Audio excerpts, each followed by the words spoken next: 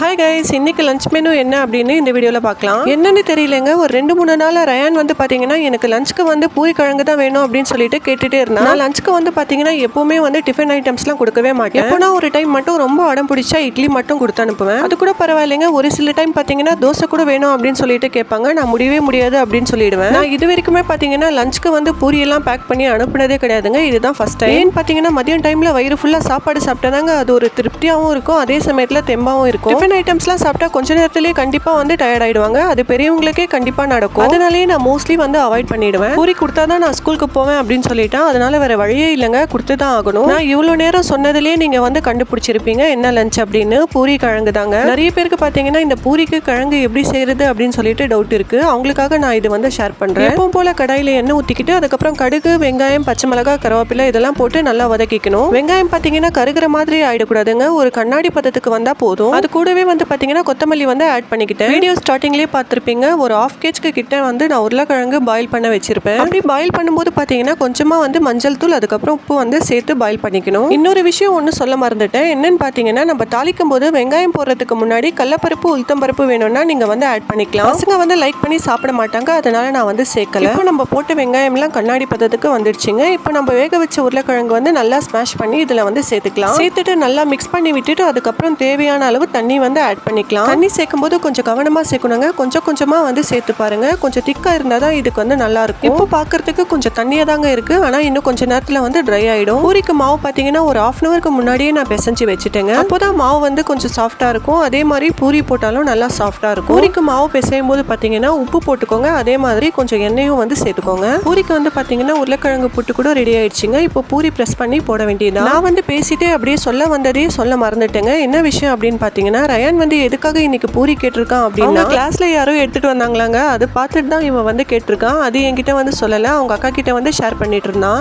காலையிலேயே வந்து oil item வந்து வேணா இட்லி செஞ்சிடறேன் சாப்பிட்டு போங்க அப்படின்னு சொன்னா வேணா எங்களுக்கு பூரியே கொடுங்க அப்படின்னு சொல்லிட்டாங்க. அதனால இன்னைக்கு வந்து பாத்தீங்கன்னா 2 in 1 தாங்க. டிஃபனும் பாத்தீங்கன்னா பூரி. 2 பேருமே பாத்தீங்கன்னா டிஃபன் பேக் பண்ணும்போது கரெக்டா வந்துட்டாங்க. 3 வச்சா இல்ல 2 போதும் அப்படின்னு சொல்லிட்டாங்க. அதனால 2 பேருக்குமே 2 பூரி வச்சு பேக் பண்ணியாச்சுங்க. குழம்புன்னா அவ்வளோ கொஞ்சமா வச்சிருக்கீங்களே அப்படின்னு நீங்க நினைக்கலாம். 2 பேருமே குழம்பு சாப்பிட மாட்டாங்க. அப்படியே சும்மா டிப் பண்ணி தாங்க சாப்பிடுவாங்க. அப்படியே தான் எடுத்துட்டு வருவாங்க. அது வந்து திருப்பியும் நம்ம ரீயூஸ் கூட பண்ண முடியாது, வேஸ்டா தாங்க போகும். என்ன கேட்டா கண்டிப்பா அதுவே அவங்களுக்கு அதிகம் தான். இன்னைக்கும் வந்து அதே மாதிரி கிளம்பும் போது ஆரம்பிச்சாங்க. ஆனா லீவ் போட எப்படியும் விட மாட்டேன் அப்படின்னு தெரியும், அதனால ஃப்ரெஷ்ஷாவே கிளம்பிட்டான். இன்னைக்கு வந்து பாத்தீங்கன்னா ஸ்நாக்ஸ் எதுவும் எடுத்துட்டு போலங்க. வெயில் வந்து அதிகமா இருந்தது, அதனால லெமன் ஜூஸ் வந்து போட்டு எடுத்துட்டு போயிட்டேன். ஜூஸ்னா சொல்லவா வேணும், 2 பேருக்குமே ரொம்பவே பிடிக்கும். அப்படியே குடிச்சிட்டு அவங்க 2 பேரும் கிளாஸ்க்கு கிளம்பிட்டாங்க. நானும் வீட்டுக்கு வந்துட்டேன். இன்னைக்கு டிஃபன் பாக்ஸ் வந்து செக் பண்ணிட்டு 2 பேருமே சாப்பிட்டு இருக்காங்க. ஓகே கைஸ், இந்த வீடியோ உங்களுக்கு பிடிச்சிருக்கும் அப்படின்னு நினைக்கிறேன்.